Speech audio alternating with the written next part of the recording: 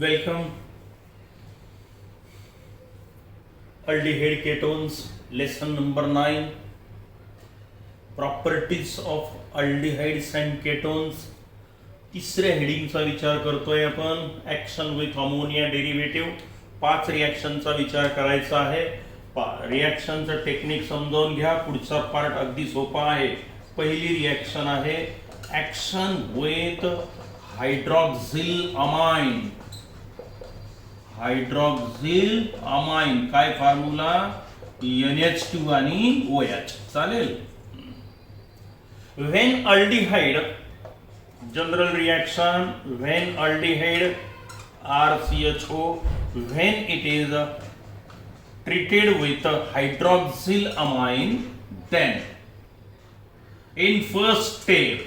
आता पहा टेक्निक सांगतोय मी काय करायचं तुम्हाला. पुढच्या 5ही रिॲक्शन मध्ये हेच टेक्निक आहे. आता काय करायचं इथे पहा. हा डबल बॉन्ड आहे. हा हायड्रोजन असा लिहून टाका. आता इथे हा जो ऑक्सिजन आहे एक बॉन्ड ब्रेक केलाय मी. Addition reaction across the double bond. हा ऑक्सिजन मी इथे लिहितो आणि यातला एक हायड्रोजन इथे जोडून देतो आपल्या ऍडिशन रिॲक्शन प्रमाणेच. एक हायड्रोजन ऍटम ऑक्सिजनला देऊन टाकला.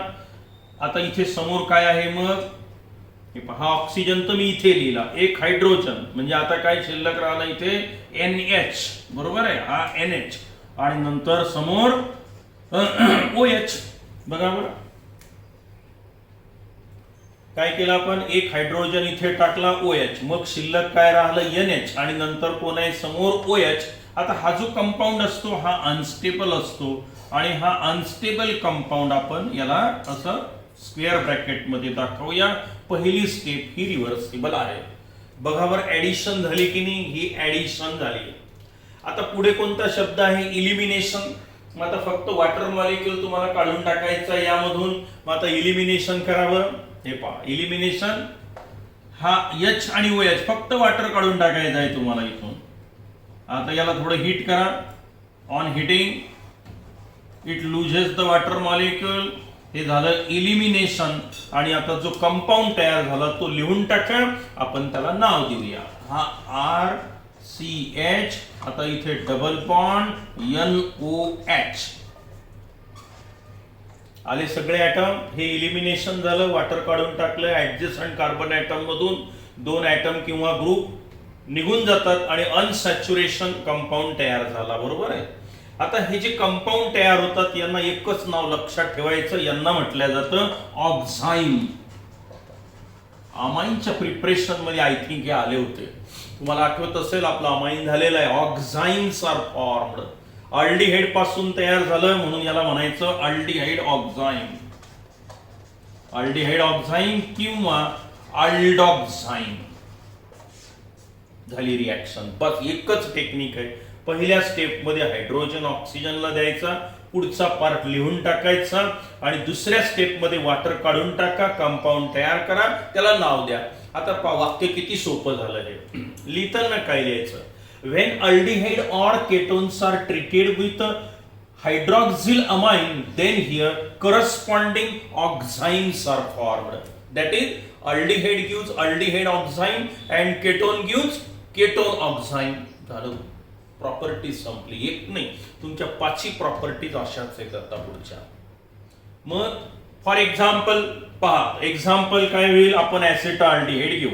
हे CH3CHO acetaldehyde when treated with hydroxylamine then in first step a unstable compound is formed. त्याला नाव द्यायची गरज नाही. And in second step it loses the water molecule and it gives acetaldoxime. काय म्हणायचं तर ऍसिटाल्डिहाइड पासून तयार झालं म्हणून ऍसिटाल्डॉक्झाईम इज फॉर्म्ड. झाली रिॲक्शन. चला केटोनची तुम्ही लगेच लिहून पहा आणि नंतर चेक करा मॅच होते की नाही. लिहून पाहायचं. मी सांगितलं मागच्या तासात तुम्हाला काय करायचं ते ऍसिटाल्डॉक्झाईम.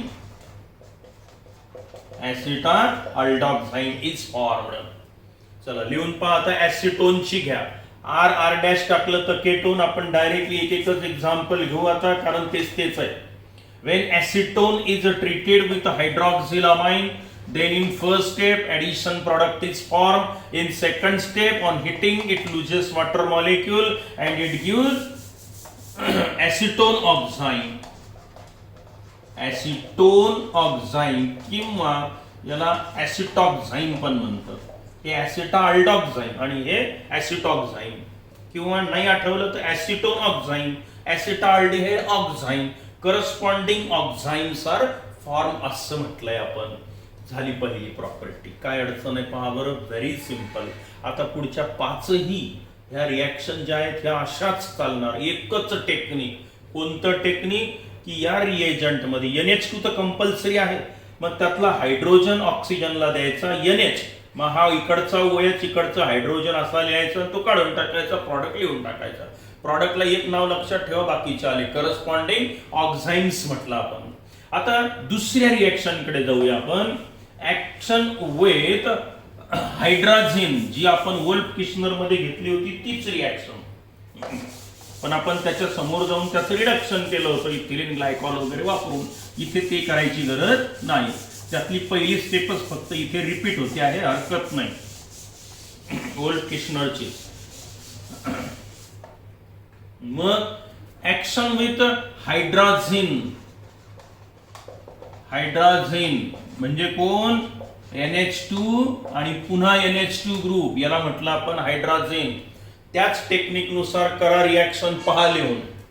अल्डिहाइड सोबत केटोन सोबत, आणि नंतर व्हिडिओ स्टॉप करून नंतर प्ले करा आणि तुम्ही लिहिलेलं बरोबर आहे की नाही ते पहा, किंवा सरळ नोट्स उघडून त्यात चेक करा की तुम्ही बरोबर लिहिले की नाही. ही रिॲक्शन मागच्या टेक्निक प्रमाणे लिहून तर पहा येते की नाही तर. ठीक आहे. मग aldehyde RCHO, when it is treated with hydrazine NH2 reversible reaction दाखवायची आहे. आणि नंतर आपल्याला इथे अनस्टेबल कंपाऊंड तयार करायचा आहे, स्क्वेअर ब्रॅकेट मध्ये लिहायचा.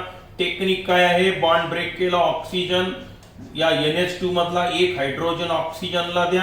NH लिहिताना असं लिहा जेणेकरून वॉटर काढायला सोपं जाईल, आणि हा NH2 ग्रुप पुन्हा असाच्या असा.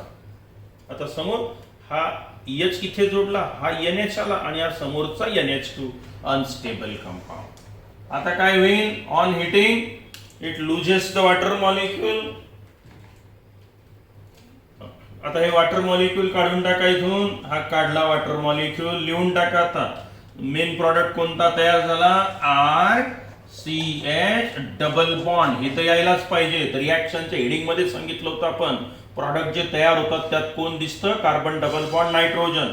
कार्बन डबल बॉन्ड नायट्रोजन, आणि समोर कोण आलं? NH2. कोण निघून गेलं इथून? Water H2O. करस्पॉन्डिंग हायड्रॅझोन, याला नाव आधीच दिलेले आपण. मग आता वाक्य पहा, याला काय म्हणायचं? Aldehyde hydrazone. Aldehyde hydrazone Wolff Kishner मध्ये आलतं ना, तेच आहे. पहा बरं आता माझं वाक्य. When aldehyde or ketones are treated with a hydrazine, then corresponding hydrozones are formed. Aldehyde gives aldehyde hydrazone, ketone gives ketone hydrazone, acetaldehyde gives acetaldehyde hydrazone, acetone gives acetone hydrazone. झालं, अल्डिहाइड झालं, ketone झालं, प्रत्येकाचं एक एक example. मग समजा आपल्याला पाहिजे तर आता ऍसिटाल्डिहाइड सोबत होणारी रिॲक्शन. मग acetaldehyde CH3CHO treated with hydrazine, then in first step addition product is formed. हा addition product, आणि आता इथे acetaldehyde hydrazone is formed. acetaldehyde hydrazone लिहू. acetaldehyde hydrazone is formed. नक्कीच तुम्ही बरोबर लिहिलं असेल, कारण याच्यात काही असं फार हे नाहीये, फक्त पाठांतर आणि पाठांतरच असतात रिॲक्शन. समजून तर मी सांगतोच आहे तुम्हाला काय होतं ते. समजून सांगणे, समजून घेण्यासारखं यात फारच नसतं. मग हे फक्त तुम्हाला लक्षात ठेवायचं आहे सिरियली. पहिली कोणती रिॲक्शन, दुसरी कोणती, तिसरी कोणती, आणि ही टेक्निक काय होतं नेमकं नावातच आहे, ऍडिशन इलिमिनेशन. पहिल्या स्टेप मध्ये ऍडिशन झाली, हिटिंग केलं, हे झालं इलिमिनेशन. जे कंपाऊंड तयार झाले त्याचं नाव, जसं हायड्रॉक्सिल अमाइन होतं तेव्हा ऑक्झाईन तयार झाले, आणि इथे हायड्रोजन सोबत करस्पॉन्डिंग हायड्रोजोन्स तयार झाले. बस एकच शब्द लक्षात ठेवायचा. आता ऍसिटोन घेऊन पहा. ऍसिटोन घेतला तर काय होईल, एवढाच बदल. हा झाला ऍसिटोन, हायड्रोजोन इज फॉर्मड. द्या नाव याला ऍसिटोन, हायड्रोजोन इज फॉर्मड. झाला ऍसिटोन हायड्रोजोन. नक्कीच तुम्ही रिएक्शन बरोबर लिहिली असेल. पहिली प्रॉपर्टी संपली, दुसरी प्रॉपर्टी संपली. यातली आता तिसऱ्या प्रॉपर्टीकडे जाऊया आपण. त्यातला हायड्रोजन काढून फिनिल ग्रुप जोडा. मग ते हायड्रोजन मध्ये फिनिल ग्रुप जोडला, मग काय नाव होईल त्याचं, फिनिल हायड्रोजन. हायड्रोजनच आहे, फक्त काय म्हणायचं, फिनिल हायड्रोजन. मग आता त्याच्यासोबत रिएक्शन नक्कीच आहे. रिएक्शन मध्ये फारसा बदल नाही, नियम तोच आहे. पहिल्या स्टेप मध्ये ऍडिशन, दुसऱ्यामध्ये इलिमिनेशन करायचं आहे. तिसरी प्रॉपर्टी पाहूया आपण आता.